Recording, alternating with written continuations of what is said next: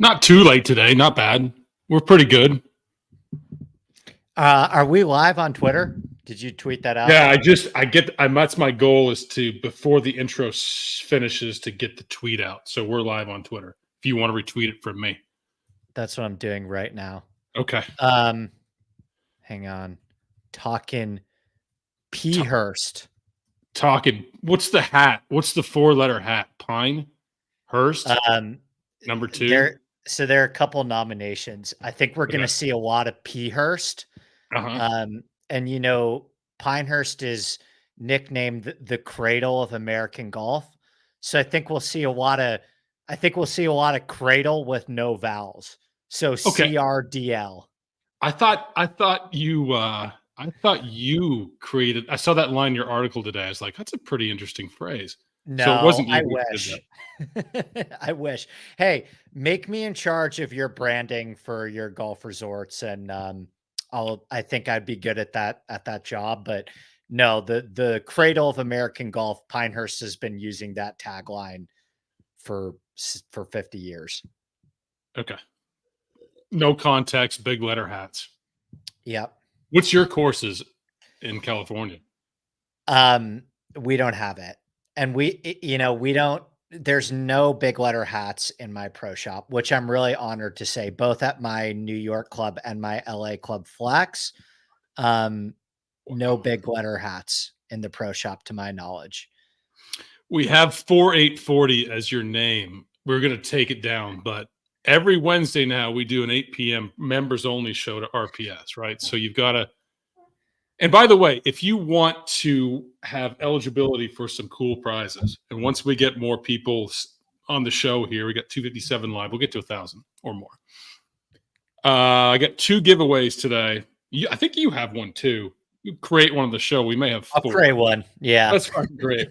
But you've got to be a member of our Discord and our team. I mean, it's the best Discord in the business. It gets hairy. It'll get really hairy this week early because people are betting and playing Ricky Fowler, first of all, Baba Mac. But by the way, can I just I just want to interject some really phenomenal course insights already. Like this morning, I woke up in the Discord to multiple pictures of the golf course, insights from practice rounds from members that are there right now walking the golf course. So this is as good a week as any to join. I promise you will get your money's worth and then some from being in that Discord this week, because there is, we do a lot of free stuff. This show will be sharing a lot of great info on the show, but there's only so much that we can put out there. The main way to get the best Pinehurst info from all of us is to live in that Discord. So sorry, continue. Yeah, no, information sharing. We've got our player pools. We've got our cheat sheets. We've got the core plays we're going to play every week. Just a lot of back and forth dialogue. We got sharp people on the ground sharing information. Keith is in there. We may add another senior person in there. More to come on that. Ooh. Roundabout way, I'll talk to you about it after the show, but roundabout way to say that every Wednesday at 8 p.m. we do a members only show, premium show. Last Wednesday, I wasn't going to do it, but you boys were having a technical glitch. So I jumped off the boat, Flex, ran up to the cottage, Flex, and we had a blast. And at some point during the show, we were talking about athleticism, and you said you could run a 4.840. Which I stand by. Okay, that's fair. Next RPS party. Wiley adding Jesse for the Shark Slams. Yeah.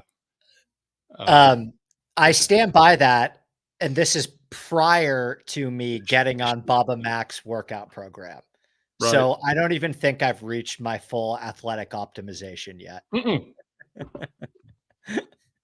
Okay. So Memorial last week, Scotty's unbeatable. We've all just have to come to that conclusion. Even when he's not great, he's great. And there's really everyone's playing for second, albeit give it to Colin late. I mean, I thought Colin could maybe run him down a little bit, but pretty good performance coming into Pinehurst, and a course that just looking at it, first observations, he should dominate. Yeah. Not that he should dominate any course. Last week, though, takeaways from Memorial, good and bad. Start with the bad. Yeah, seriously. Right. I took some. I ended up having a good week when it was all said and done, but I took some unnecessary risks last week that I was getting a little too cute with some uncomfortable collects. And listen, that's the way I play. You can say the name. You can say the name. It's part of the healing process. Ricky Fowler. Thank you. Who shot 82 on another great bit was, Shane Lowry shot 85 on Sunday, who I also played. And so we were laughing about the fact that as a serious us pretending he was in my core round 4. So yeah, us pretending to be serious people played Shane Lowry on a golf course famous for its milkshakes. So we were having a lot of fun with that over the weekend. I'm so done with that motherfucker. I just can't handle it. Yeah. But, we got a lot right last week in terms of like Akshay and Sung Jae and Bezaden Howden, obviously Scheffler being almost a lock for me. But I think I'm done with Pat until further notice. I think that this just might be Cantlay's JT season from last year. Yeah. Like you keep thinking it's going to get better, and it just may be a bad year for him. And I still think there'll be opportunities to play him down the stretch on bent grass golf courses. We'll get there. We'll get there on bent grass golf courses. But is Cantlay is a Bermuda golf course on a USGA setup going to be Cantlay's get right spot? No, thank you. Cam Young, forget it. He's Jamie Lovemark. Go to the Corn Ferry Tour. He just looks really like he just looks like I'm going to take my ball and go home. Like I was watching him for a while on Sunday feature groups because he was the 6th man in a very good 6 of 6 for me. That had Bez and Scheffler and Sung Jae. And I just don't. It's just not right for him right now. And it was more worthwhile for him to just leave the course than keep playing. I mean, we're just going like a Ricky Fowler. He was negative 10. Yeah, more worthwhile for my DraftKings team, certainly. Right. But yeah, I mean, I would say that Memorial really delivered for me in terms of like a golf tournament to watch. I really enjoyed watching it. I think there were a lot of things that and the final guy that I just wanted to mention that I think as much as I want to play him this week because I think Pinehurst is a sneaky good fit for him as far as US Open venues go. I got to stop trying to make Spieth happen in 2023. Yeah, you do. Heath Thomas Fowler. I think Smiley is the best of those 4. We got to let it go, bro. I'm the same way. I've got to let Cam Young go. I know, and I blame our friend Kobe on the show on 8 p.m. member show for teasing me into it because it was value to me. Same with Zalatoris. I mean, I have to let the Zalatoris go. The 8 p.m. show this Wednesday with Kobe is going to be absolutely dynamite. Okay, Ghost Jammed. Of all the people that I thought maybe would have believed No way. I said 5'8" was probably a good time. The Kobe 8 p.m. show is going to be absolutely electric because this is probably the most that Kobe and I have ever disagreed on a golf tournament. Like Kobe just objectively thinks Scheffler is a bad play this week. And it's like half of it's a bet, but like he's also half serious. Is he going to Rorytown, USA? He's going to Rorytown, USA. And I suggest watching the 2014 final round of Pinehurst. Round 3 and round 4. And putting's really important here. I've been doing this. I've been doing this bit with him where like there's zero evidence that Rory McIlroy like can beat Scotty Scheffler in a golf tournament over the last 8 months. Like not one time. Like there's not one time where he's even come close. And Kobe's firing back with the like, have we ever, Scheffler is a bunter out there. He doesn't touch 170-mile-per-hour ball speed. Rory kicked his ass at LACC. Like it's just half of it's a bet and half of it's serious. So Brendan Todd did well at Pinehurst, right? Yeah. I mean, and Snedeker and Kuchar. I know a lot of irons off the tee. That's it. Snedeker, Kuchar, Fowler did well. Okay, what do they do well? Right? You're going to miss a lot of greens. I don't trust Rory's short game at all. There is one guy I think is going to win. That could beat Scheffler. There's one guy, well, maybe two guys in this field, but one I placed a major bet on. Really? Yeah. This is really concerning because the guys that you think you have in your corner, like Chris Parrish has been my editor for 2 years. He's like one of the great guys you'll ever meet. He's telling me I'm not cracking 5-1 and he ran high school track. And he ran a 4.9. That was a little mini flex in the comments for Chris Parrish about, just snuck that in. Oh my God. Fuck you, Ghost Champ. Oh, Cam Smith. Yeah, we'll get to him. Are you concerned about the 80 that he shot at Live Houston on Sunday? No, it's a stupid tour with a stupid tournament that no one cares about. Stupid golf. It's just stupid golf and no one cares. Stupid. It's stupid.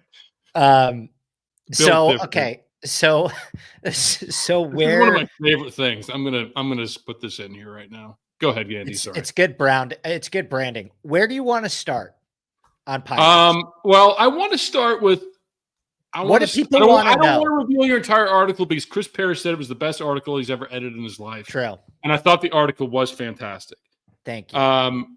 You had some intel, not specifically going to talk about it, but you had some intel that changed your perception of what is going to be needed here this week. I still think your article plays. Have you changed your thought process based on what intel you got?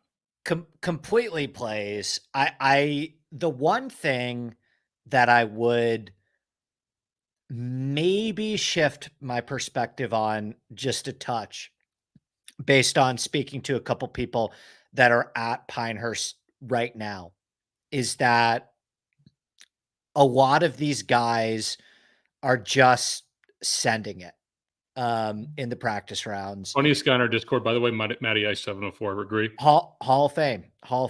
Yeah, thank you. We got. You can have a subscription just for Matty Ice's jokes. Thank you. Yeah. And I think I always sometimes fail to estimate that the modern PGA Tour, live, whatever professional golfer has such an ability off the tee to hit the ball long and straight.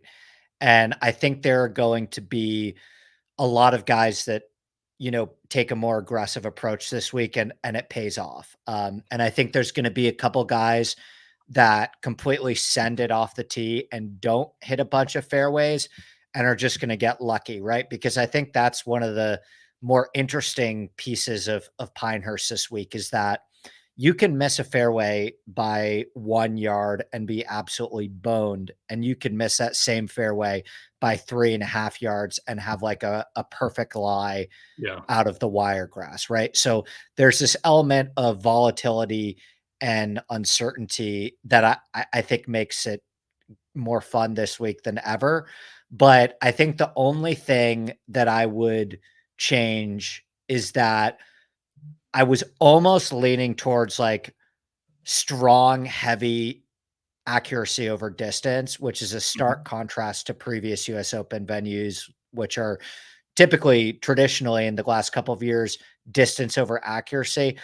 And I think this one is like a very even split, where I think long and straight is kind of equally important in my opinion. Does that like you track said in for your you? article, the Pinehurst folks said we can't grow the rough here, right? But Yeah, they have not many changes since 2014, except they grew these gorse bushes or pine bushes, or pineweed.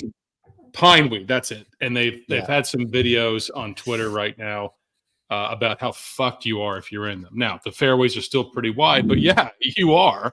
Yeah. Which by the way, I just want to like, listen, I love my friends that like to do the videos.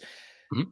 This is just a science thing, but if you just do an egg toss with a golf ball into a bush, it's just going to sit down in the bush. But if a ball is traveling at 180 miles per hour into like a hard pan bush, it's more likely to bounce out of that bush. That's what I said on Twitter. I just want to say, like, these videos where you just toss a golf ball from 4 feet away and it just plops down in the bush is a little misleading from how that golf ball is going to interact with the turf when it's traveling at 180 miles per hour. That's what I said on Twitter. That find a golfer who doesn't throw his ball into the gorse bush. Right. Just don't. Oh, it's fucking Hey, RDJ, here he comes. How about that Ricky Fowler talk last week? We already talked about it. That's like, yeah, he sucks. So there you go. Fowler's bad. Yeah. It's the first thing we talked about. Awkward silence. I was going to say, you take us next. Where do you want to go? Well, let's do this. Okay, we've got a good number of people that are. You stretching your shoulders? Yeah. What's wrong? Yeah. Well, I'm about to go work out after this on the new workout program that Bob put me on because you guys don't think I could break 5 in a 40. So I'm hitting the gym hard after this. You know who I saw? Can I give you another flex? You know who I saw at the Santa Monica Equinox yesterday? Should I give 3 guesses? You're never going to get this. Yeah, yeah. Can I give you I don't even get. I mean, Don Johnson. No. Tom Selleck. No. Tom Kite. Do you want a hint? Yeah, go ahead. Sorry. First name Nick. Nick Price. Nick Cage. Really? Yeah. He just waltzed into the steam room yesterday while I was chilling in there. You're taking a steam with Nick Cage? At the Santa Monica Equinox yesterday. That's exactly how I spent my Sunday morning. What do you say? Before I watched Shane Lowry shoot 85. No, we didn't talk. That's not really good, like steam room etiquette. Like you don't. Yeah, for sure. I got to get the. That's a huge flex. If anybody's new to this show, there's a lot of bits. Because we're getting up over 1,000 viewers. There's a lot of bits that face off with Nick Cage and Andy Lack. There's a lot of bits that we can explain throughout the course of the show, like the flex count and such.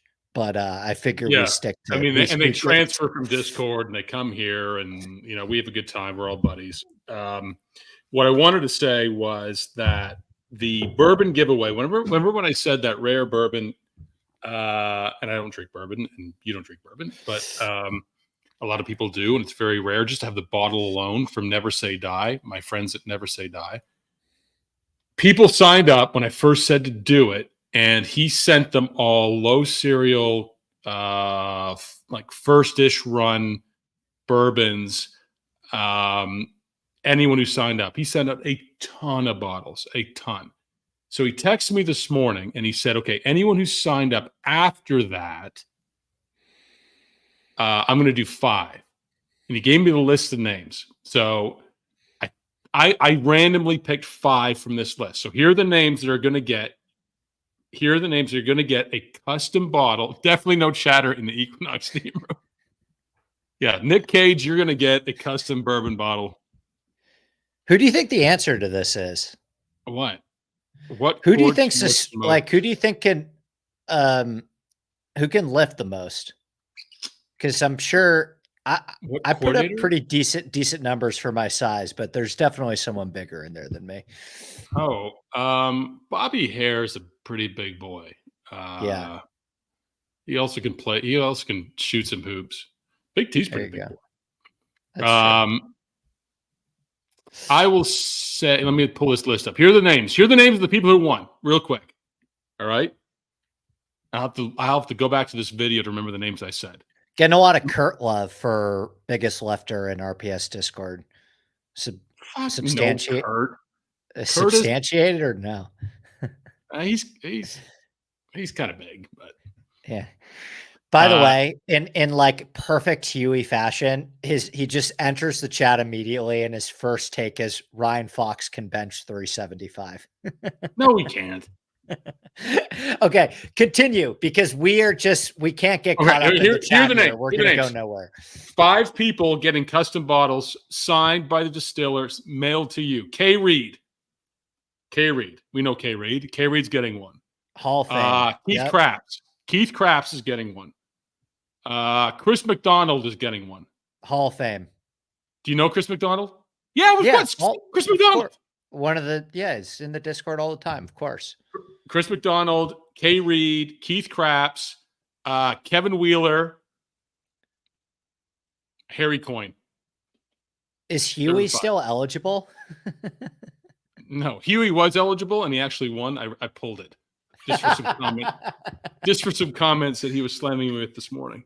K Reed, Keith Craps, Chris McDonald, Kevin Wheeler, Harry Coyne. There you go. 5 bottles. More to come.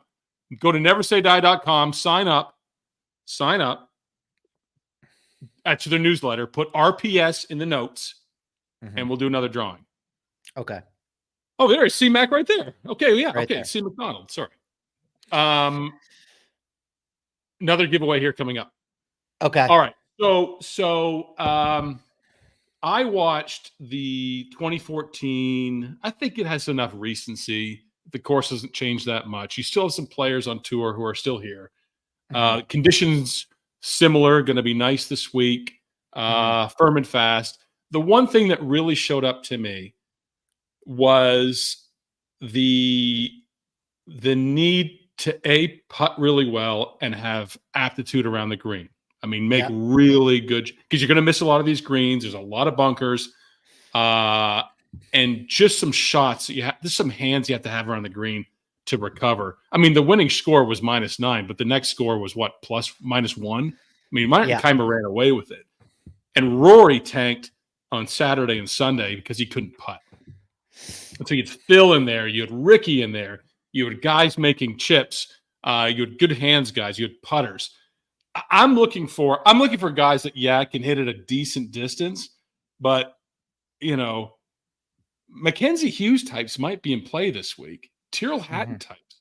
That's why I love Cam Smith, because Cam Smith hits it far enough. He can get away with some inaccuracy off the tee, but when he's on, there's no better short gamer putter in the world than Cam Smith. So am I right? Are we right? Are we aligned? Okay. Yeah, you're right. And the 2014 leaderboard bore that out, right? Like you mentioned, Todd, Snedeker, Kuchar. But and then one thing, talk about this too, is like, and they've Keimer proofed this course a little bit, and that you can't putt off the green. Because you had world number one lag putter DJ also in the mix too. So I think what Keimer did to this golf course in 2014 is a little anomalous and misleading. From what I've heard from the grounds, and we can get this confirmed in the Discord. I kind of got it confirmed a little bit already, but I just want to keep getting more opinions on it. But the around the green areas are just a little bit hairier, that are just causing people to think a little bit more about what they do around the greens. It just makes that decision to putt a little bit more uncomfortable. Not saying that players won't putt, but it's just a little hairier. And what happens is you have to hit the ball so hard to get it rolling onto the green. And then once it gets on the green, it's really freaking fast. And so it's like a really intimidating shot, because you have to hit it hard to get it on the green. But then that once it's on the green, it's going to roll like crazy and potentially trundle off the green. So I actually think that a lot of the best chippers in the world are going to elect to chip. Like if you're a Cam Smith and you're really comfortable around the green, you're going to choose to chip a lot of those shots because you can generate more spin chipping that ball with your hands, right? And I think there's going to be weaker chippers that are going to rely on their putter a lot more. And I think that's a little bit of a dangerous game. Like I think that is what Keimer did. Vic Hovland. Yeah, I think what Keimer did is a little more anomalous than like the optimal strategy. And I think that there's definitely going to be one player that is like an elite lag putter that gets away somewhat with what Keimer was able to do. But for the most part, like I was, I heard from Chesson Hadley, who, North Carolina guy, he qualified at Duke. Shout out Duke. And double flex. That's a hard double and flex. yeah, and yeah, and he was talking about how he's been using the 3-wood around the greens a lot, and guys are practicing like all these different shots. Like I heard this morning that during the practice rounds, like what guys are doing are they're dropping 3 balls by the green and they're hitting one with their putter, one with their 60-degree wedge, and one with their hybrid, which is like kind of cool, right? Like, so you're going to get to see a lot of different things. And at the end of the day, I still think elite skill, like around the greens and chipping skill is going to be the optimal strategy this week. And I think you're going to see some guys that are overly reliant on their putter get into some real trouble here. I totally agree. That's as soon as I watched from 2014 and applied it to your article today with the grass changes and not being able to putt it off the green, I said in the Discord, and this is where Ghost Jam made fun of me. I said, I've seen enough. Did you already post that? Did you already post that? Yeah, it's a good one. Yeah, exactly. Shorty Vegas Pick's a good guy. But I said, I've seen enough Cam Smith.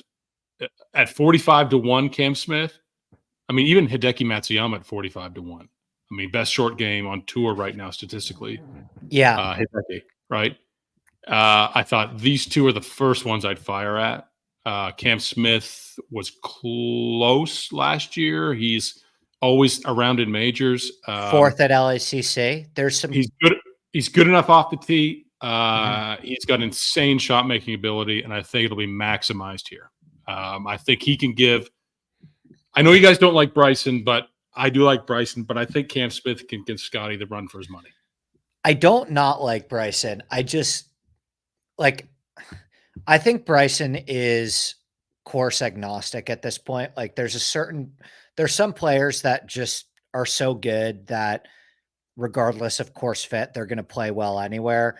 Mm-hmm. And I think Bryson is reached that point where I think that while Pinehurst is not the perfect golf course for him, 8 of his 9 victories have come on bent grass, right? Like Bryson loves thick, rough, bent grass, northeastern Ohio golf courses like Plainfield and Muirfield Village and Winged Foot and John Deere Classic and, Valhalla. Those are where Bryson wins. So firm, fast, Bermuda, undulation, not historically Bryson's jam, but I think he's playing at a level right now where, kind of the same thing that happened at Augusta, right? Like there are concerns about Bryson's short game at a course like Augusta. When you're chipping with a 6-iron, it's kind of harder to like feel those shots around the greens. Like all of his clubs have the same length on his irons. And especially on a golf courses with a lot of humps and hollows, that can be somewhat challenging. But if you're looking for the best candidate because he's a phenomenal lag putter, if you're looking for the best candidate to do what Keimer did around the greens with his putter and to be that guy that threads the needle in terms of accuracy and distance, like Bryson nearly led the field off the tee at both Augusta and Valhalla. Okay. So if you're looking for the guy that's going to hit it long and straight on this golf course, right, you're going to be hard pressed to find a a more bankable option than Bryson. He's got all the I'm not out completely on him yet. No. I just need to think about it more. Yeah, and we said this earlier, Antonio, and I appreciate that, but LIV is a non-serious golf tour. Okay, it's got the cliques one. Congrats to them. But shout out cliques. The cliques. Can you name all 4 cliques? Yeah, it's kind of embarrassing that I can't. I think so. Richard Bland. Isn't it? It's Bland, Keimer, Kali Samuja, right? Kali Samuja, yeah. And who's the 4th? Kieran Vincent, maybe.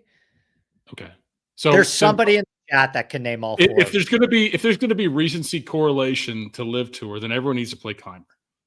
You got 2014 winner and Keimer. What's better than lead in form? Just play him. Yeah. Well, that brings us to another. Yes, Samuja. Of course, Kyle knows all 4 cliques. Like I could have minus 500 odds that Kyle could name every single clique. Martin Keimer's a clerk. Can't take that back. Question. So do you put any stock into Rahm's withdrawal? Because 100%. I saw that shot. He looked hurt. So that's interesting because I think a different school of thought would be like they're playing in 115-degree weather in Houston. Ugh. Like, could you have seen him maybe just being like, I'm good, guys. Like, I've got 800 million in the bank. Like, I'm good on this, like 115-degree weather in Houston. Or you think he's actually hurt? Whether he's hurt or whether he's completely healthy, I still think it's a super uncomfortable click. So it may not matter. I think you can pull that card once with the Saudis, and if they figure it out, you're in deep fucking shit. So, so maybe he pulled that card. I don't know. Would I want to play 115 degrees in Houston? No. Would I want to play in Houston? No. Would I want to play? Would I want to live in Houston? No. No. No. Sorry, Kobe. Sorry, Kobe. So yeah, I mean, I'll take Keimer over Roy if it's available. Actually, Keimer did not bad at the PGA Championship, and this is with him in the elevator with Keith Stewart saying, I have no shot, and then actually competed. Can I ask you one final thing about Rahm? Do you think that it's more he's just having a bad season? Like, every player goes through slumps, right? Do you think it's kind of just like a little bit of regression from Rahm being a top 2 player in the world and maybe he's more like a top 12 player in the world? Or do you think that there's something off the golf course? I just don't think they have enough edge to chase and have enough golf to play in order to be up there with the PGA Tour guys. Bryson different because he's just a super fanatic of golf and he's working on things constantly. But I was thinking, the other day, I said, remember Abe Answer? Yeah, I mean, pretty good. He was pretty good. Same with Kokrak. Like I used to play Kokrak all the time. What happened to Kokrak? Cameron Tringali at one point was like a top 20 machine. Do you remember that? Like Cameron Tringali in like 2020 was like the best top 30 bet on the PGA Tour for like 8 months. What happened to him? He went to stuck on the high flyers. Yeah, I think the last thing I would say with Rahm is like Hudson Swafford, another one. Yeah, you could listen. You could be the Dalai Lama, right? And I still think that when you go through that tumultuous of a career change, you're going to be affected by it in some way, shape, or form. And it seems like there are certain players. You can't make blanket statements with this LIV thing. Like I think that there are certain players that LIV has been really, really good for, both off the course and on the course. I think this is like the perfect situation for Bryson. I think he's freed up. I think he's going to make some significant noise in major championships in the future. He's able to do what he wants, create more content, have more free time. I think it's a perfect setting for him, and that's bearing out in the way that he's playing in these major championships. And I think for other players, it hasn't had that same effect, right? And I think the jury's still out with Rahm. I think Bryson had enough time to figure out how to do it. Right. I think Rahm is just figuring out what did I do. Right. And I think their agents have a tremendous amount of sway in terms of saying, listen, this will be good for you. We're going to get this, a deal is going to be merged. You might as well take the money. those things haven't happened yet or as quickly as possible. And I think that Rahm is a little angry, not competitive golf angry, which made him really good, but just sort of, listen, does he want to be there? No. Does he want? Which shouldn't be sacrilegious to say, because they're like, he's wiping his ass with dollar bills. Like, I get it. There's people on the I get it. Tour That's enough. But he's 30 years old, right? He's got 40 more years to wipe his ass with dollar bills. At some point, you want a legacy and to say, listen, I was the best in majors for 20 years. Right. Well, I think he also thought that him going to live would expedite some sort of deal, and that hasn't worked out the way he wanted. No. But I was writing articles last winter about how Rahm was on pace to be like a top 12 to 15 golfer of all time and what he had to do to pass Seve. And I'm not going to give the alarmist take of like Rahm sucks now, but I don't think he's a top 10 to 15 golfer in the world right now, let alone at all time. Right now. Right. So right now, and that could change quickly. Like I think Pinehurst is a good golf course for a good version of Rahm. So we'll see. We got to get to like the question of the day, which is Scheffler's ownership. That's the one that I've gotten the most. I think that's the most curious and fascinating thing to digest at the top this week is contest selection. Like, I think a lot of people are playing the Millie this week, so we can leave the high stakes talk for, Discord specific questions, but like Millie maker this week, $5, Scheffler 13. What's the over under? No projections out 35, right now, really 35. Yet. I'd set the over under 50, man. 50 in the really? I do. Maybe a little. You don't think Xander has some pull on that? I mean, yeah, I do. I do think Xander has some pull on it. I think the Rory thing is like, the Rory donkeys that everybody plays Rory. Like, no, they don't. Like, we've had like 10 weeks of evidence now of like, I can give you all the contests this year where Rory's sub 20 and Scheffler's above 40. Okay. The issue with Scheffler this week and why I think he will be 50% owned, I'm glad that Kyle agrees with me, is that the second highest owned player, there's two reasons for this. The second owned highest player on the slate is going to be Colin Morikawa. Okay. Colin Morikawa's quote unquote the best play, makes all the sense in the world. Colin Morikawa was wildly mispriced this week. Okay. I think there's an argument to be made that Colin Morikawa and he's mispriced because of what he did last week. If he missed the cut last week, it wasn't a misprice. Totally. But Colin Morikawa's Colin Morikawa is like the same price as Hoff. Colin Morikawa was $1,500 cheaper than Jon Rahm. Okay. Right. Who is saying I'm going to spend $1,500 more on Jon Rahm than Colin Morikawa this week? And it is so easy to fit like a Scheffler Morikawa start. You're playing in a 4v4. That is going to be so freaking popular. And there are also so many guys in the 6K range that are also wildly mispriced. Okay. Sepp Straka, 6.5. Right. Sepp Straka has finished. He was amazing last week. He couldn't putt for shit. Sepp Straka has been his top 10 in 4 of his last 5 starts. Okay. Yeah. Keegan Bradley, 6,800. I know he struggled over the weekend, 4th at Pinehurst in 2014. Russell Henley, top 10 in the data golf rankings, 6,900. Okay. Alex Noren has been a top 20 machine all season, 6,900. Christian Bezadenhout just finished top 5 last week at Memorial, has one of the best short games in the field, one of the best Bermuda putters in the field, 6,200. Akshay Bhatia, 60. Yeah. Brian Harmon, open champion, 6,900. Akshay Bhatia, 6,500. North Carolina guy, driving the ball phenomenally well. Like, I just gave you 10 guys in the 6K range that, in most weeks you'd think are at least in the low 7s. Okay. So it is so easy. Like, there's not that decision matrix at the top of like, oh, if I play Scotty Scheffler, this really cripples the rest of my lineup. It doesn't. You cripple can play amazing Scotty Scheffler lineups with amazing players. It's just amazing players. And like, let me tell you this too, Wiley, like my favorite Scheffler build is Scheffler, skip everyone, get to the 8s, okay? Because there's some dynamite in the low 8s. Cam motherfucking Smith, baby. With Decky and Fleetwood and Finau. So, you know, it's just like there's so many ways to do I'm lower on Morikawa than consensus this week. Yeah. But like you even though, you know, his short game, if you think, okay, his short game is, you know, not one of his stronger points, his iron game is. He's got some pretty good short game stats this year. And he always shows up in majors. So I may have to just sort of acknowledge that Colin Morikawa is going to do well this week. But do I want to play 30% Colin Morikawa with the Scheffler lineup?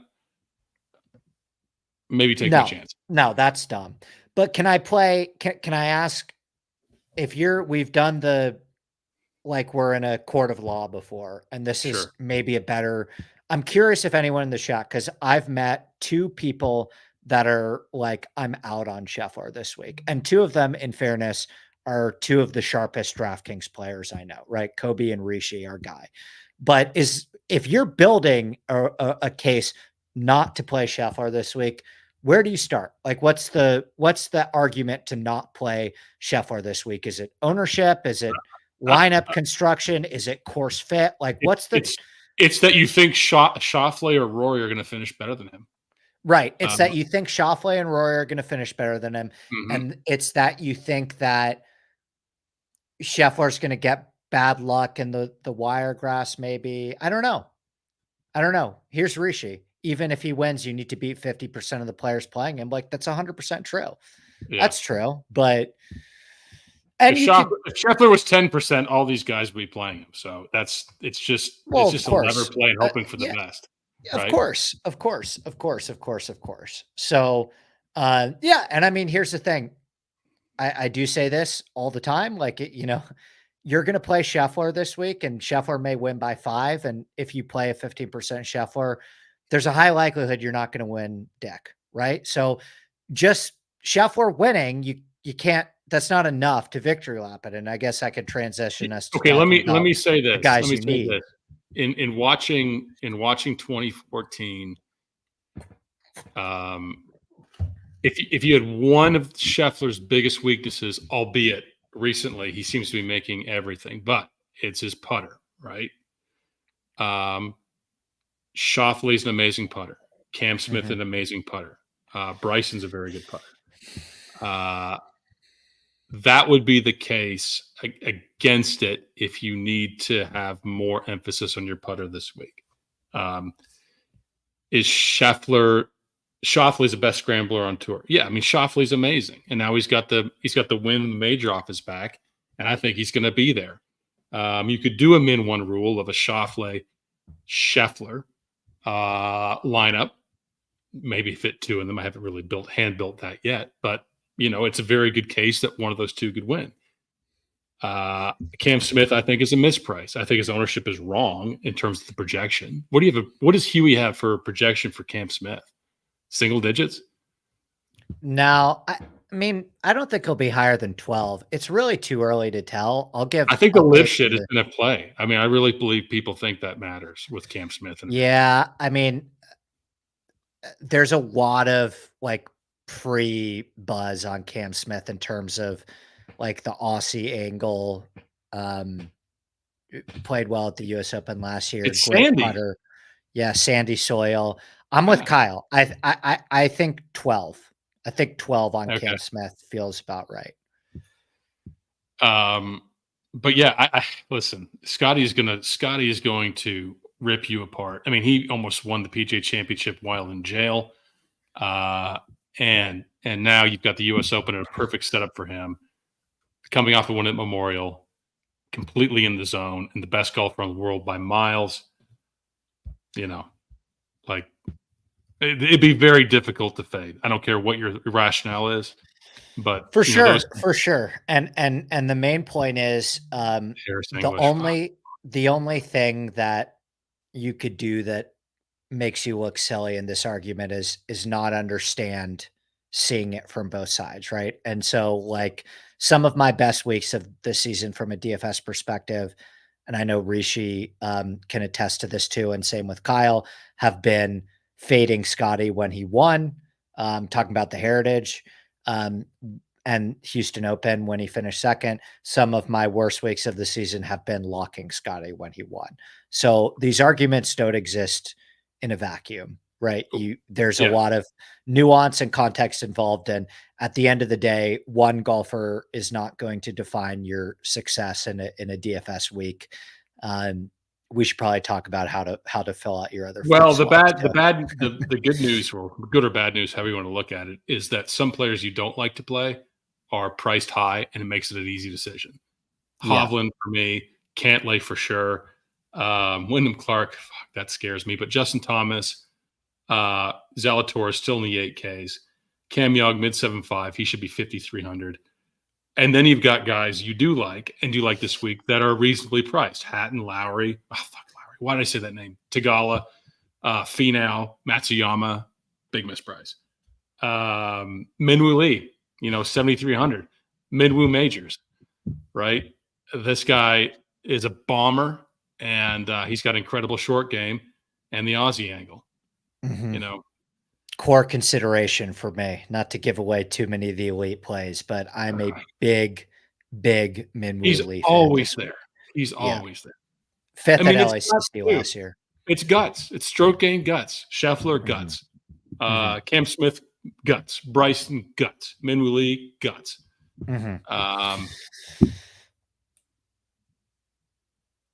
Now I'm just trying to I was trying to let it go for as long to see if you were going to say something. Can I do have a specific question for you. Yes. Before we talk about some more of the diamonds in the rough, put your balls on the table here. I'm going to put you on the spot. Yeah. Who's your guy above 9K that you think is going to stink and miss a cut? Oh, and miss the cut? And I'm going to say Cantlay and Wyndham are kind of like cheaty answers. Like, put your balls on the table with somebody a little more popular than that. We know that Cantlay is going to be like 5%. Wyndham's going to be like 5%. Brooks from Ghost Jam. See, that's putting your balls on the table. Who? Brooks? Ghost Jam says Brooks. I disagree. I think Rahm can miss the cut again. I mean, he's going to be popular. Yeah. I think Hovland can miss the cut. That's putting your balls on the table. I know people don't like Hovland for a short game, but that's a take.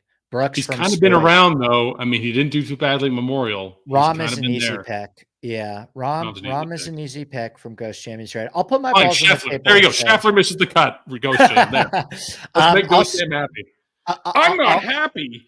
I'm not going to say he misses the cut because he hasn't missed a cut in like 50 tournaments, but I think we're due for like a very non-competitive T34 out of Xander this week.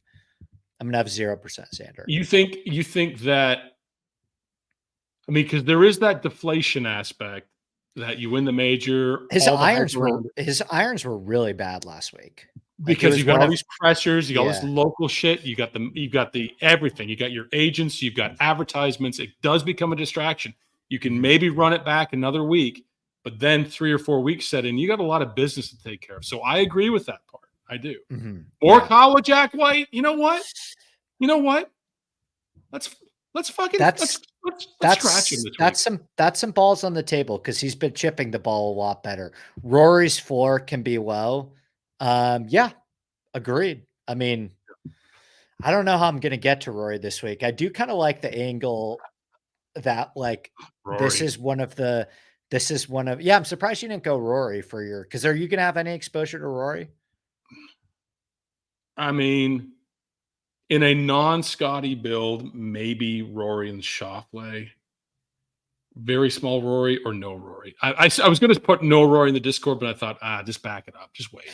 Well, let me ask you this question. If you're playing 150 lineups and say the $5 and let's say Scheffler's 50% owned, what will your exposure to Scheffler I gotta lock Scheffler. If you can build 150 lineups, sometimes you can't even do it based on your player pool. Yeah, but so lock Scheffler. Yeah, I mean, I could do a lock Scheffler, lock Cam Smith, and playing 4 lineups and have a big player pool and be like, let's bring it on. Because if those two are in the top 5, you're not beating. Yeah. Yeah. I probably like Rory more than most people watching this show right now. Take Hadwin. That was a good. Yeah, we were so looking to make some money as degenerates in the Discord yesterday. Hadwin live was like plus 200,000. And so we're like, everyone's like, yeah, let's take Hadwin live. Let's ride this out together. Okay, so let's talk about like who's your favorite in the eights? Favorite 8K play? I've said we'll work our way down the board. Cam Smith. I'll go Fleetwood. Thomas, no. Listen, Fleetwood and majors, I'm still going to continue to be on him. Zalatoris, no. Fitzpatrick, Finau, like. I think Finau is family guy, kind of mid in regular tournaments, but majors, that's where he's attacking. I love his game here, and I love Matsuyama. I think there's 3 really good plays. Smith, Finau, Matsuyama, 100% Fleetwood, yeah, of course. By the way, just because we took some time acknowledging my mistake on Ricky Fowler this week, I'm just going to Vic lap like a 7% Matt Fitzpatrick core play last week. Was like the only reason that I min cashed was my Sung Jae, Fitzpatrick, Scheffler lineups. Fitzpatrick on difficult golf courses is a lock. You saw him like start Sunday at T28 and shot the best round of the course on the course. And just every 30 minutes, he just started moving up. And yeah, Fitzpatrick got me play of the week, and he finished T5 last week. So I'm going to stick with the Fitzpatrick train. I think he'll be a little higher owned than 7%. Yeah, I can't fade Fitzpatrick based on last week. And that's the thing, Antonio. It's the thing with Scotty though is every other part of his game gets him closer to the hole and out of trouble. And his short game, his iron play, his driving, and so a lot of these guys will just fuck a lot of that up, and he's just so much better at it. So yeah, I mean, if Cam Smith is rolling in every putt, yeah, I mean, Cam Smith can overtake it, but Scotty he just doesn't mess up on a course where you have to have 30 under and make a ton of putts. Yeah. And when he does mess up, he leads the tour in bounce backs. Like, remember when he made that triple and how quickly it didn't matter?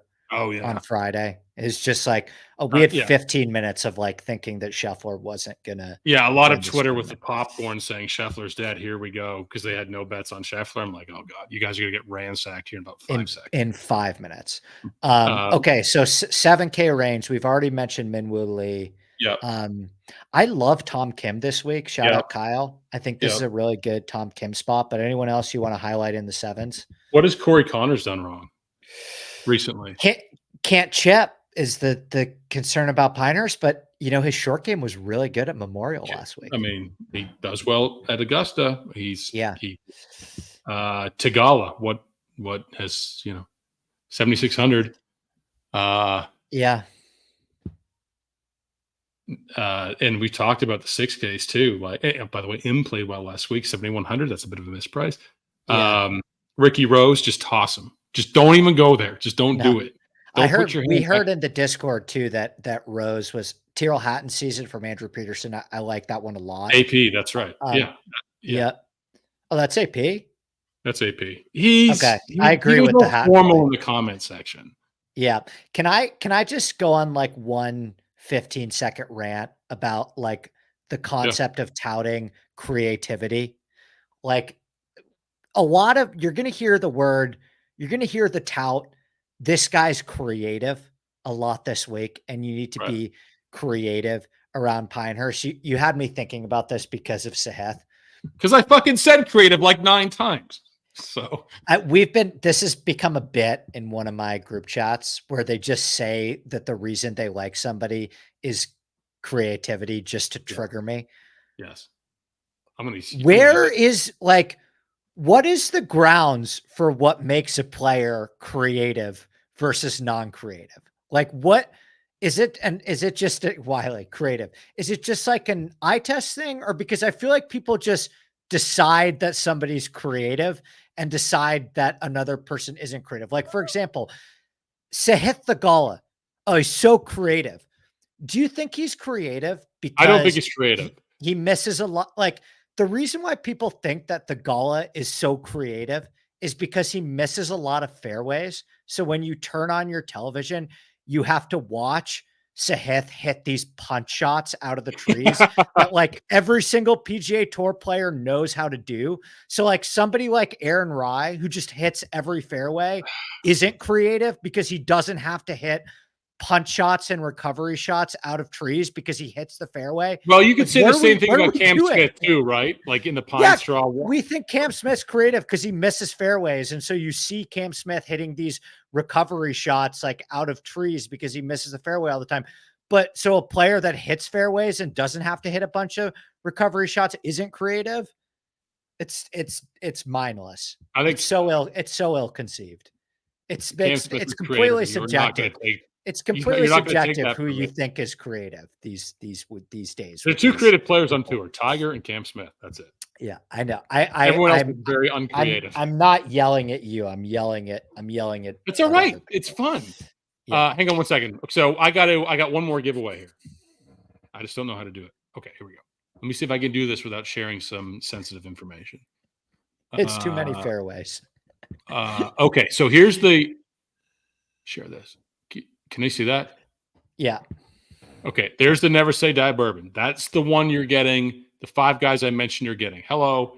Here's another thing I'm going to give away. This is from our partner at SaberSim. SaberSim, the goated most elite optimizer / sims in the universe. They will win you money. Our partner, our great partner. They just sent me this bag. That's sick. It's from Stitch, right? Yeah. So Stitch you join by, that's the old office, by the way. You join by this weekend to Run Pure Sports, and we're going to give this away. I'm going to give 2 of these away. 2 of these away. So 2 of these away this weekend if you're a member of Run Pure Sports, and then there you go. How to get that in. All right. Do you want to answer this real quick, or I feel like we've done enough self-promotion? Oh my God! What are the benefits of joining Discord? If you know, you know. If you know, you know. I mean, you just become it's like a group of boys on a golfing trip, and with also like the best info, I would say. Yeah. Like it's where we post all of like the best info that we're getting from the practice rounds and all that stuff. So. Yeah. And my premium articles, and you get the most absurd show that I guarantee you will listen to any week, which is both informative and hilarious on Wednesdays. Yeah. Yeah. And then you get more direct answers from all of us and other people on these shows that say, like that's the way to reach me. Andy, why are you doing this? Or are you still on this? Because, you're changing your mind. I mean, we'll change your mind from Monday to Wednesday. I'll change my mind Wednesday, at midnight to Thursday at 8 a.m. You just for sure. And we talk about our Discord and why. For sure. And I post my whole player pool in my article. Like you can actually see the people that have anyway. Point being, most of the time that's true, AP. Yes. Okay, so I'm gonna ask you 2 questions before I get out of here to Equinox. Flex. Favorite? I had to get over 7.5. Huh? This is where I do my comedy stand-up. I have to get over 7.5. Okay. Favorite play below 7K. This is what I'm going to stand during their 8 p.m. show like this, just like this. Whoa. Okay, go ahead. Yeah. Favorite play below 7K. Yep. Non-Scheffler winner and winning score. 3 questions. Favorite play below 7K. Correct. Non-Scheffler winner, like who finishes second if you think Scheffler's going to win, and winning score. I think right now, Harris English is going to fuck us. That it's going to happen. Brian Harman sub 7K with his I like that too. Okay, don't give away all the good ones. Yeah. Yeah. Okay. What was the other question? Non-Scheffler winner? You didn't answer. So is it Harman or Sahith? It's Harmon. That's what you said, under 7K. So his 7K. Okay. Yeah, Baba confused Baz. Harmon's a very creative golfer. Yeah, Freudian slip there. Yep. What was the other question? Non-Scheffler winner. Cam Smith. Okay. Winning score.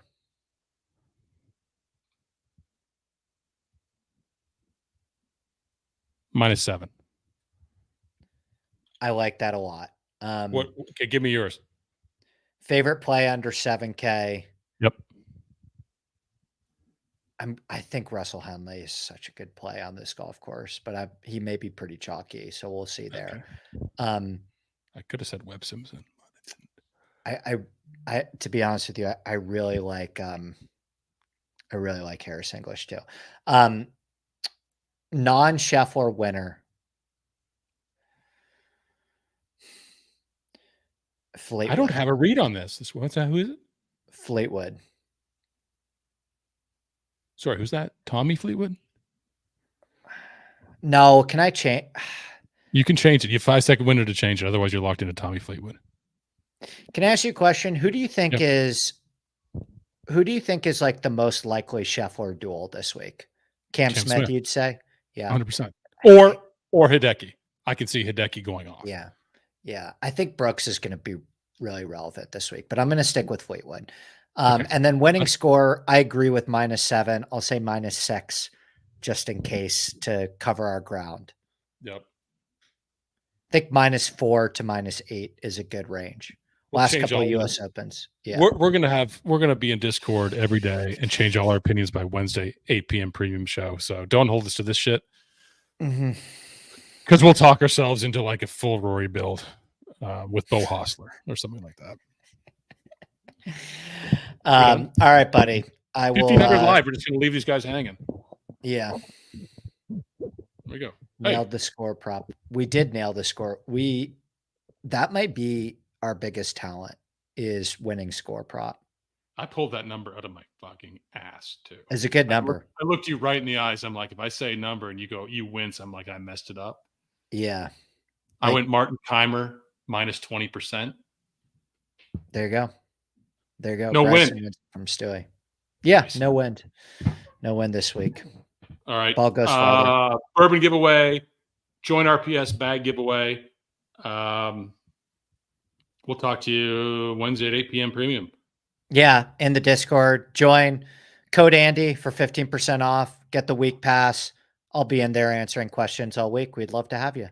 Code Wiley for 200% off. 600% off.